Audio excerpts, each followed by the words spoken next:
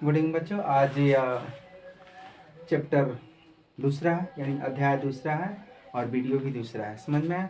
तो चैप्टर 5 है, औरतों ने बदली दुनिया। देखो, औरतों ने बदली दुनिया, यह 7वां क्लास का राजनीतिक शास्त्र, सामाजिक और राजनीतिक जीवन है। कुछ महत्वपूर्ण परिभाषित शब्दावली है, जैसे रूढ़िवादी धारणा, भेदभाव, उल्लंघन और यौन उत्पीड़न। तो सबसे पहले कि महिलाओं ने बदली दुनिया। अगर किसी भी घर के अगर महिलाएं सशक्त हो, महिलाएं अच्छी हो, तो और घर की तरक्की बहुत जल्दी हो जाती है। क्योंकि घर के लक्ष्मी ही मानी जाती हैं।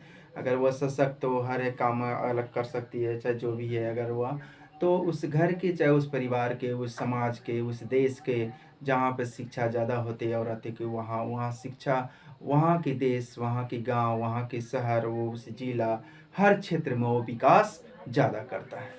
ठीक है। तो औरतों ने इस प्रकार अगर हम छोड़कर चलेंगे तो औरतों जो है, यानी वह कम हो सकता है। अगर औरतों को हम समान लेकर चले तो हम या दुनिया को ही बदल सकते हैं। ठीक, देखते हैं इसमें कुछ महत्वपूर्ण परिभाषिक शब्द है। इस शब्द का क्या क्या है, देख सकते हैं। रूढ़िवादी धारणा। रूढ़िवादी धारणा में क्या क्या दिया रहा है, चलो ध्यान से सुनते हैं। रूढ़िवादी धारणा कि जब जब हम विश्वास करने लगे हैं कि किसी विशेष धार्मिक, आर्थिक, क्षेत्रीय तथा समूह के लोगों के कुछ निश्चित विशेषताएं होती है तथा केवल खास प्रकार या का कार्य ही कर सकते हैं, तब रूढ़िवादी धारणा का जन्म होता है। जैसे रूढ़िवादी धारणा हमें लोगों को उनकी व्यक्तिगता यानी विशिष्टताओं के साथ देखने से रोकती है। यानी कि हमें किसी भी भेदभाव करने से क्या करता है, यानी कि उसे, यानी रूढ़िवादी जो धारणा है वह जो है किसी विशेष काम को करने में, चाहे महिलाओं को आगे बढ़ाने में, यह रूढ़िवादी धारणा रोकता है। ठीक, चलो देखते हैं। अब मान लीजिए रूढ़िवादी धारणा बता दे सकते हैं कि जैसे सती प्रथा का अंत जो है 1828 में राजा राम मोहन राय के द्वारा किया गया। मान लीजिए कि वह जो है इसका विरोध किए, वो रूढ़िवादी ही न था। अगर वो रूढ़िवादी नहीं होता तो क्या सती प्रथा का विरोध होता और उसका अंत होता? वह रूढ़िवादी था। ठीक है, चलो देखते हैं। भेदभाव। तो जब हम अपने लोगों के साथ समानता तथा आदर व्यवहार नहीं करते हैं, तो जब व्यक्ति तथा समानता पूर्वाग्रह से ग्रसित होता है तब भेदभाव होता है। जब तक हम किसी भी के साथ अलग व्यवहार करते हैं तथा भेदभाव करते हैं तभी भेदभाव होता है। अगर हम जब भेदभाव करते हैं तभी भेदभाव, अगर भेदभाव किसी के हम नहीं करेंगे तो भेदभाव भी नहीं होता है। चलो, उल्लंघन। उल्लंघन जब कोई जबरदस्ती कानून तोड़ता है तो खुले रूप से किसी काम को अपमान करता है, जब हम कह सकते हैं कि उसे उल्लंघन करता है। किसी प्रकार का उल्लंघन यानी कानून को तोड़ना, अपने हाथों में लेना, किसी को चोरी डकैती, यानी जो भी किसी को विश्वास को, यानी ये सारे कार्य क्या है, उल्लंघन ही है। समझ में आए? चलो देखते हैं आगे क्या। यौन पड़ता नहीं, यानी कि इसका अभिप्राय औरतों की इच्छा के विरुद्ध उसके साथ यौन से जुड़ी शारीरिक या मौखिक हरकतें करना। मान लीजिए कि जहाँ भी है, चाहे जो भी, बहुत जगह यौन पड़ताल ना होती है, औरतों को बहुत ज़्यादा सताया जाता है, तो ऐसा नहीं होना चाहिए। समझ में? ये सब क्या है, और मान लीजिए कि उसको अपने रूप से, समान रूप से ही देखना चाहिए उस। चलो नेक्स्ट कुछ अभ्यास प्रश्न है, उस प्रश्न को देखते हैं। चलो देखते हैं कि आपके विचार से महिलाएं के बारे में प्रचलित रूढ़िवादी धारणा वे क्या कर सकते हैं और क्या नहीं, तथा आप उनके सामने तथा अधिकार को कैसे अपने प्रभावित करती है। जैसे कैसे अपने वो क्या करती है, क्या नहीं है, उसके क्या प्रभावित करती है। ध्यान से सुनो। और समाज में क्या व्याप्त है।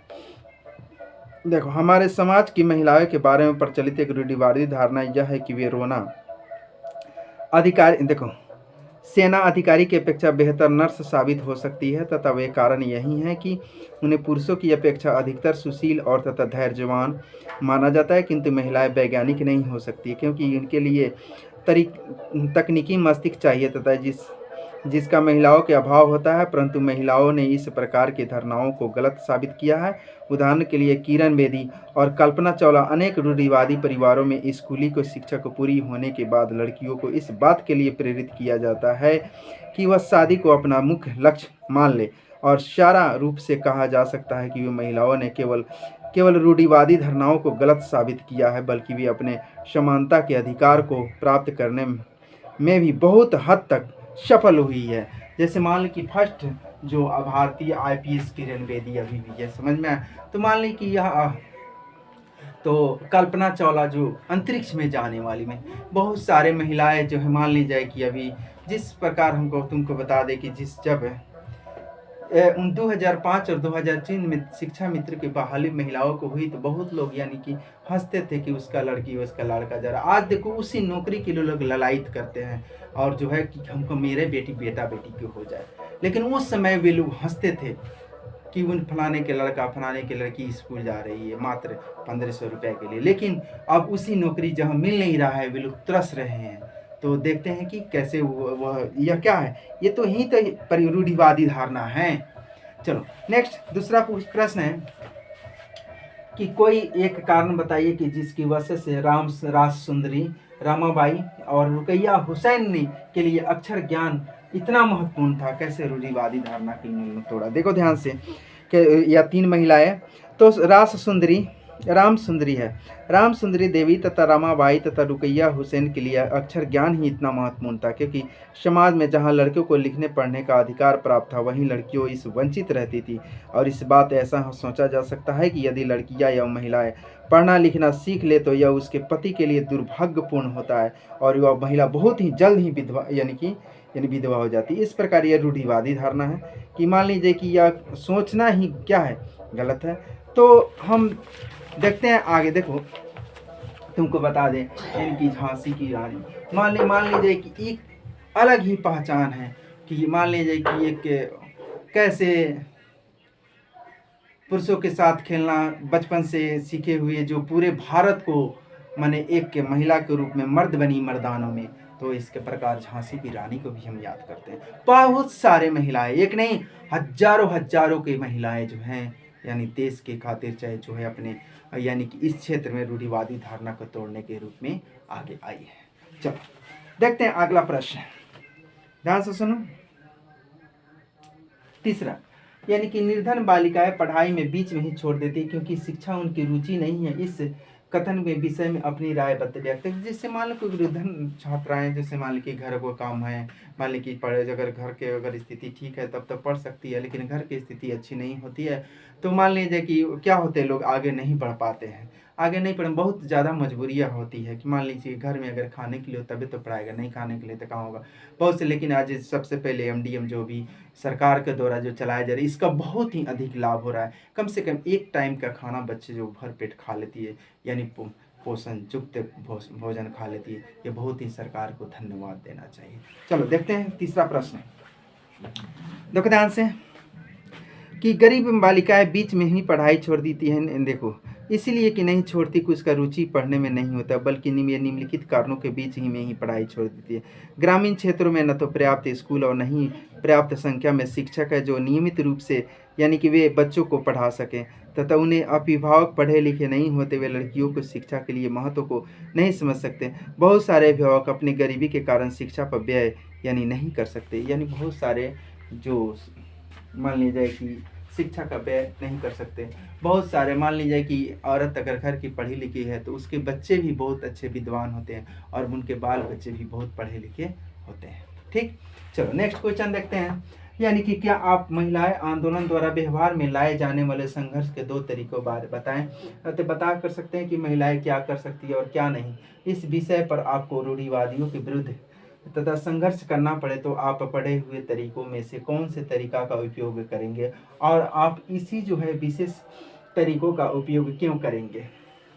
तो इस प्रकार देखते हैं कि कैसे आंदोलन भी मान लिया जाए कि बहुत सारे महिलाएं जो है जो भारतीय आंदोलन में साबित हुआ और यानी सहायता हुई। मान लीजिए तो जो मान लीजिए कि जिस समय जयप्रकाश नारायण आंदोलन का जो है शुरुआत यानी भारत छोड़ आंदोलन को सारे नेताओं को नज़रबंद कर दिया गया था। उस समय जो भारत के जो है महिलाएं ने ही उस आंदोलन का अग्रतर आगे बढ़ाने का काम किया था।